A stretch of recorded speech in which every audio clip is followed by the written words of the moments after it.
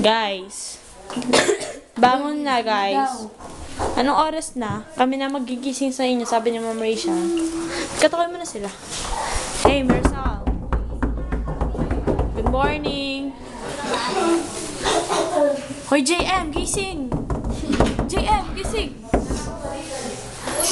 Gising na daw, guys. Kasi maliligo na at kakain na. Pwede mamaya maligo. Oh, pwede. Gising na kayo, gising na.